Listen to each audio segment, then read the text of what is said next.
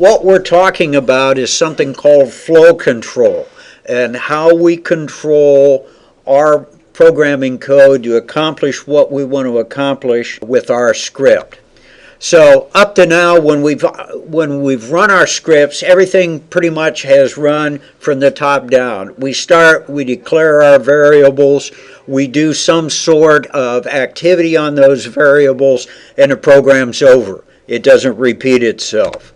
Well, now when we get into flow control, if we need to go back and redo steps in that script that we wrote, we can do that as an example. So if we need to repeat that script, let's say we've written a port scanner, which we're going to do or try to do the second 8 weeks, and we haven't scanned all the ports that are available, we'll need to repeat that code. So we do that with flow control in our Python. And Python basically has 3 flow control statements that'll work for us as we're going through our code. The first one is an if statement, and usually we attach with that if statement an if-else or an else statement. So we've got a couple of different options as we use that if statement. The other is a for statement, and usually in a for statement we're running through a range or we're looking at a specific value for a specific period of time. And the last one we look at is the while statement. Now if you've had other programming languages, these are probably familiar to you. Python handles things a shade differently, and we'll take a look at that, and that's what Chapter 7 talks to you about. Our if statement, it's going to check conditions that you've established in the code. The else clause is obviously optional. You could have if grade equals 0, print f. That's pretty simple. We could do that. But you might want to create a grade program where you look at different score values and then determine an actual letter grade. So then we would use a combination of the if, the else if, and then the else program. And if you take a look at what they have in the textbook, they set up an interesting little script to run. The one thing I want to point out is notice where they established the variable guess.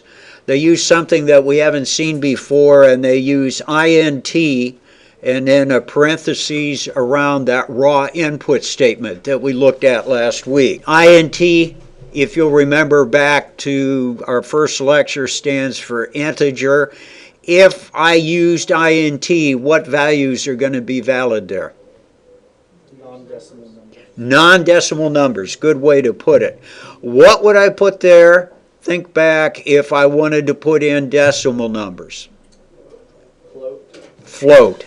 All right, so we can use integer or float in our raw input to define number values that we're going to put in. If I just put down raw input, Python's going to assume that I'm entering a character string.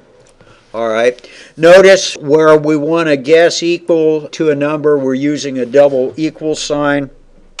That's pretty common. There's our else if statement. So we're looking at if our guess equals a specific number, in this case 23, then we're going to accomplish the steps under that.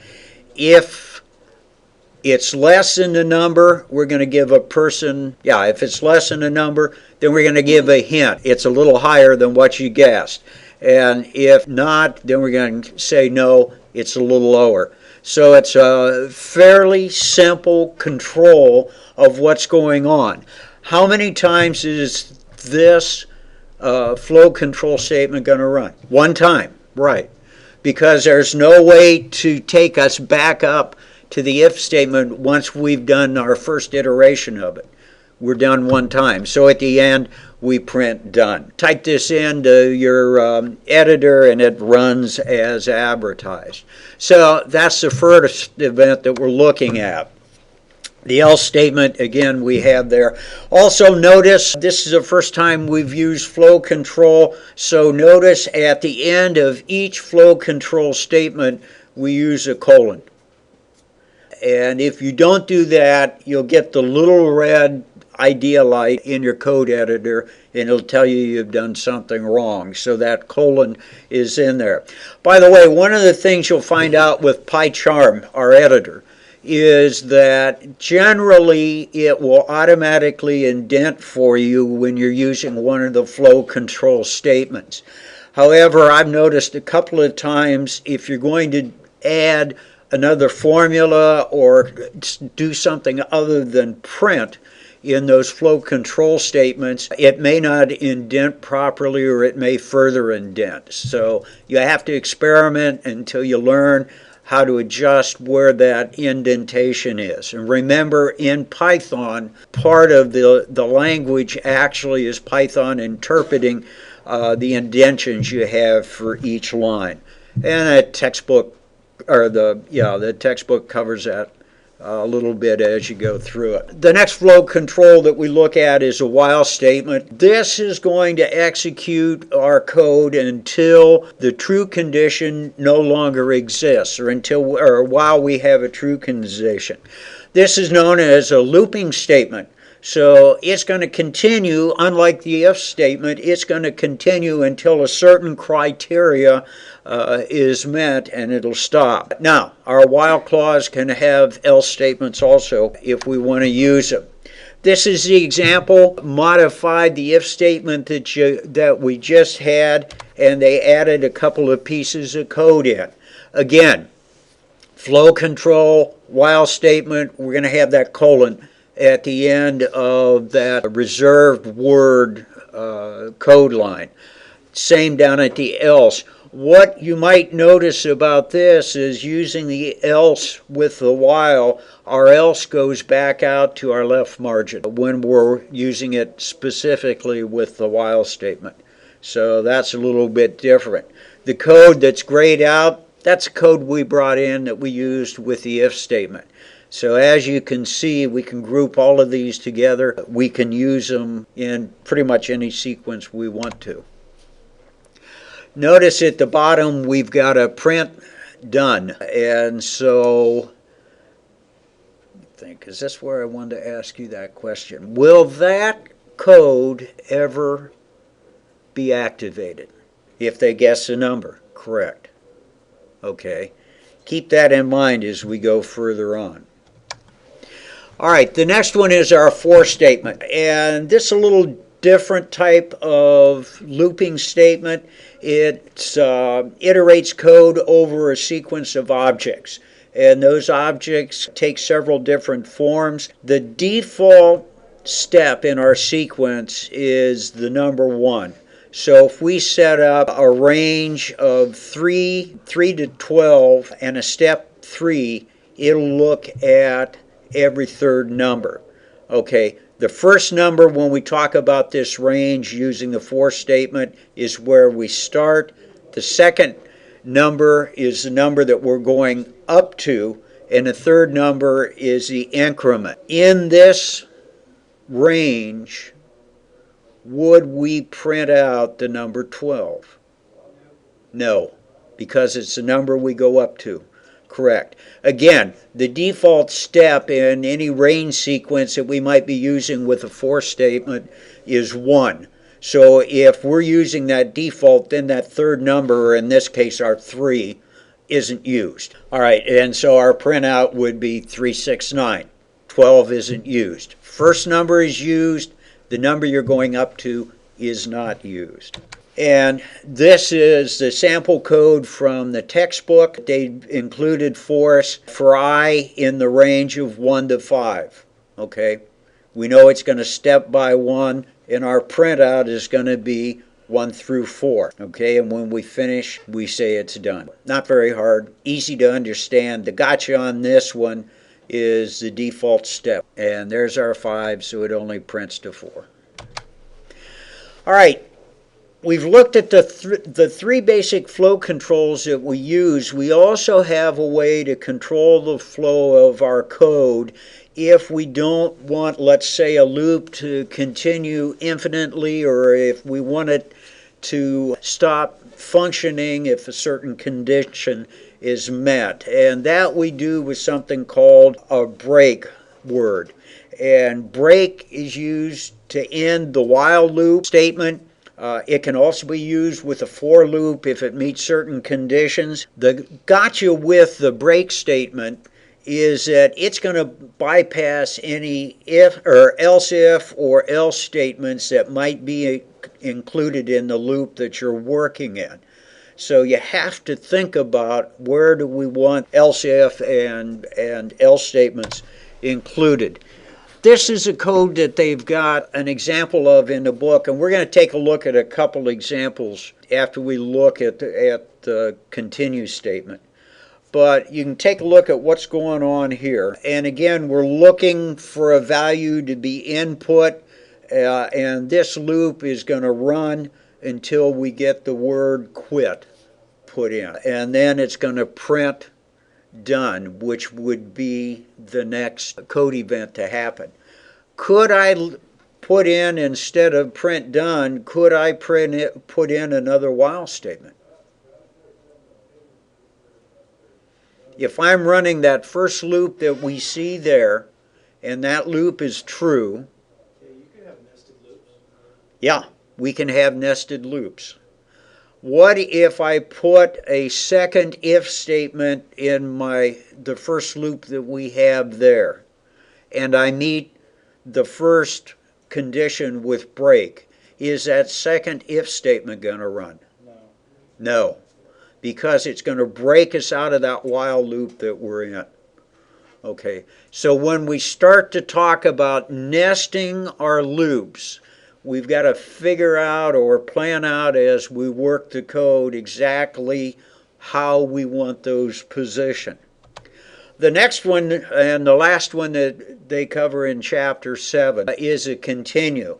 And it's going to skip the rest of the code in the loop that's currently operating and then go to the next iteration of that loop. So maybe you're looking for values that are being divided and someone inputs a value of 0 or inputs a character key instead of a numeric key. Well, you could pick it up and say continue if we meet this criteria, continue, which means it won't process remaining steps in that loop, but it'll go back to the beginning of the loop and start over again. The good thing is that the continue reserved word works with our for and while loops. Here's the example out of the textbook. If we hit quit, then we're going to stop. If we hit continue, then it's going to go back and rerun that loop. Now, will we ever hit the last line of code I just put in? If you break, you will. Correct. Very good. So that break again is just going to take you out of the loop that you're in, the flow control value that you're in, and take you to the next value. Well, let's take a look at a couple of pieces of code that I wrote. This is a grading system. The values are already established. So what would be the problem of running this code?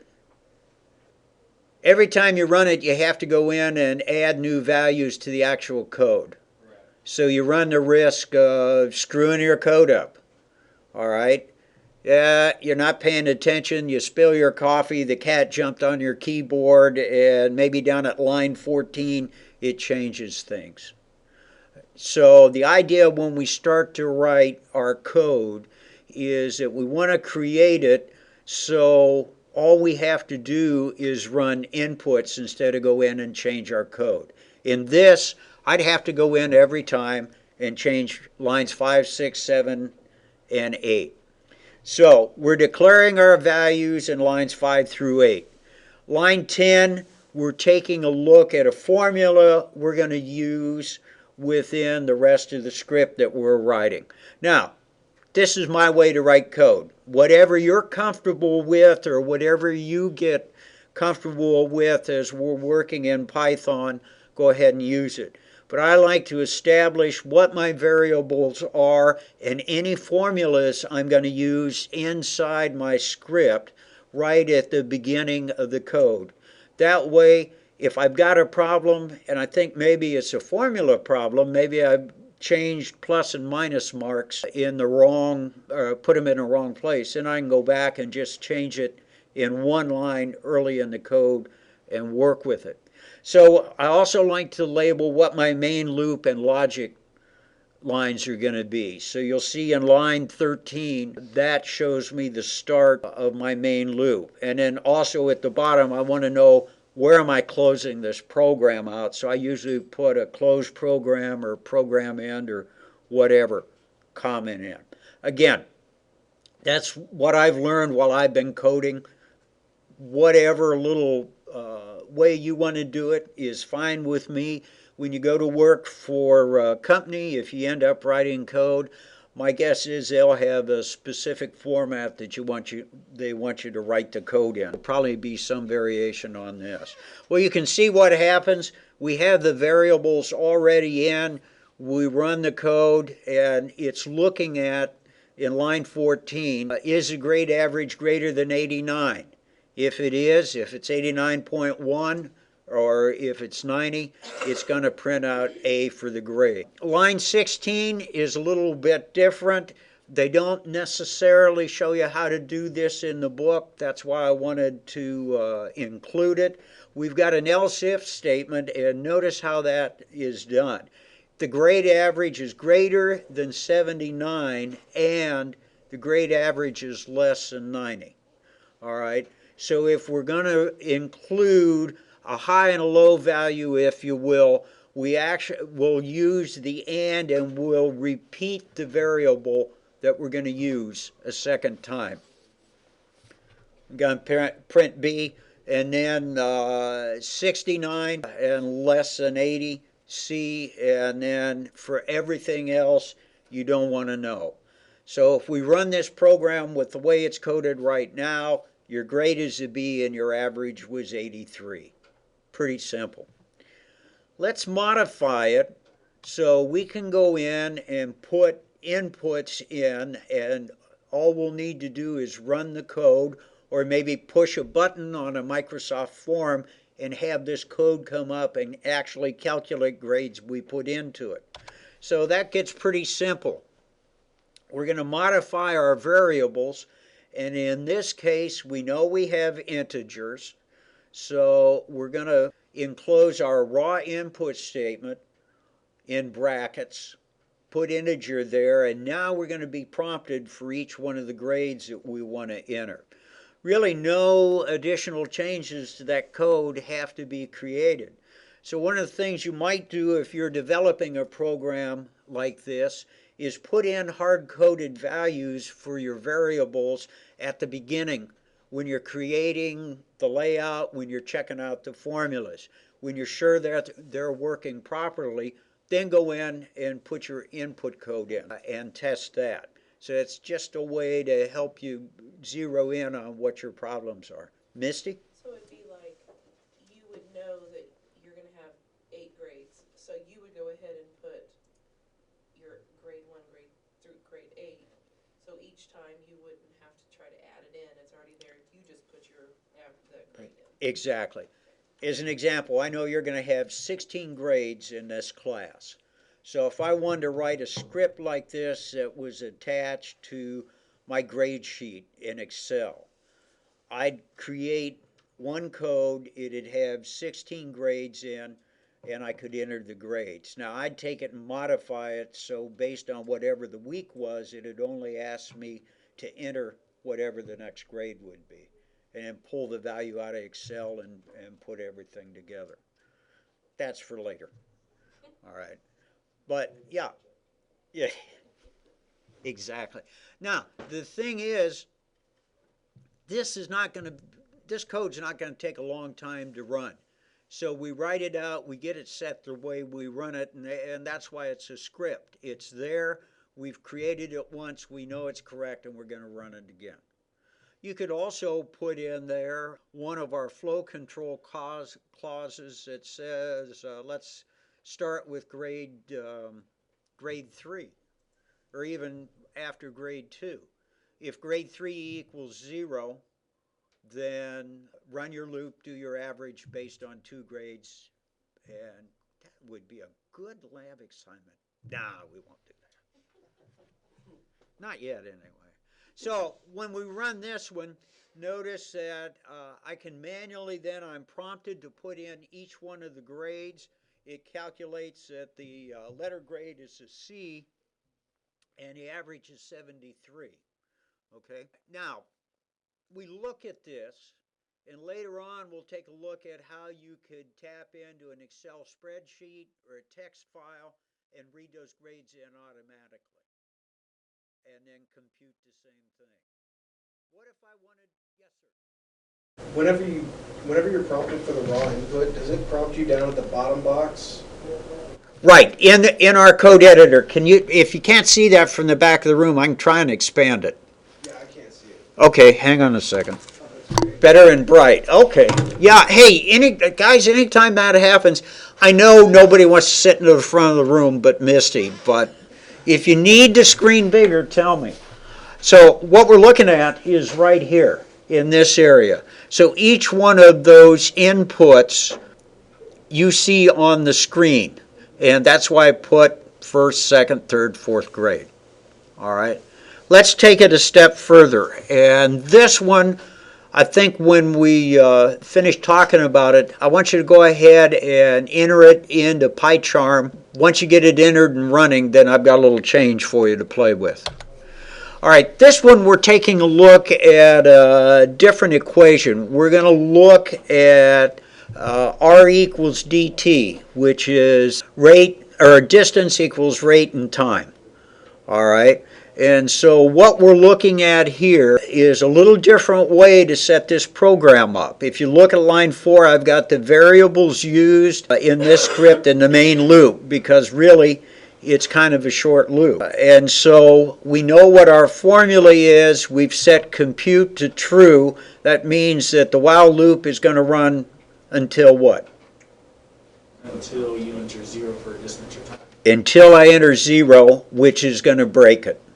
All right, or I could put a condition in there until a speed equals, is higher than the speed of sound, about 625 miles an hour, and then say, compute equals false, and cars don't go that fast. Well, I guess they do now. Whatever. Go to Bonneville. Go research Bonneville salt flats on Google if you don't know that. So anyway, we're looking at a prompt for the distance we've traveled and the amount of time it took us in decimal, and that's going to compute our speed. So if you see the prompt, hopefully you can see the prompt down at the bottom. We traveled 30 miles. It took us a half hour, so our speed is 60 miles an hour. Any questions? And then it just reprompts you again? And then it'll reprompt you again. Okay? All right. This is a little addition to it, to where if you get a value input as 0, then it will break the loop, print out invalid time or distance. All right. So we have some time. Go ahead and bring up PyCharm, and let's enter this code as it is right now. All right, everybody got it running? Close to running? Let's look at the code again, and this time, let's say that our end user has come talk to us, and they said, yeah, when distance is put in as a 0, we probably want the code to end. But sometimes we slip and we make a mistake and we enter 0 for the time, and it's a 0 as the time, or the cat jumps on the keyboard or whatever. So what lines of code, first of all, are you going to have to change to fix that? You can change one line of code. You can change one word. Change break to continue. Try that and see what happens. All right, here's the formula we're working with right now. It's not easy to write with a mouse. That is supposed to say D equals RT. All right, it's close, all right? Use your imagination. All All right, the last change we're going to make in our code is, let's say now we know our basic formula. We have the time, let's see, we have the time and the rate, and we want to know the distance we're going to be able to travel. So for the last little time that we have today, go ahead and modify your code so you can compute the distance traveled. Yes, this is going to require a little bit of thought. Start with your basic formula, modify it if you need to, and then change your code. What I want to be able to do is, if I have the rate and the time, I want it to calculate the distance I'm going to go. Yeah, it's speed. Rate is speed, sorry. You all can't tell that's an S? I'm kidding. Okay, most of the fingers have stopped. What lines did you have to change? Change distance, and what did you change that to? Rate or speed. Okay, and then how did you change your formula down in line 15? Rate times time. It's just the basic formula, and then we get our distance. So once we've got a basic shell, once we've got the basic code set up for us to work, it runs extremely well. For the lab quiz on Thursday, we'll have some kind of formula, and we'll walk through a couple of different iterations on making modifications to it. So get comfortable with your flow control. If you need advice, come see me. I'll be here this afternoon at 4 o'clock, and I'll be here tomorrow morning from 9 to 1, I think it is. And you can come see me before class any day that you like. All right, if you've had syntax problems or keep getting a syntax error, I'll stop and check your code. If you want to talk about anything, I'll be available in a couple of minutes. If not, I'll see you on Thursday. Good work today.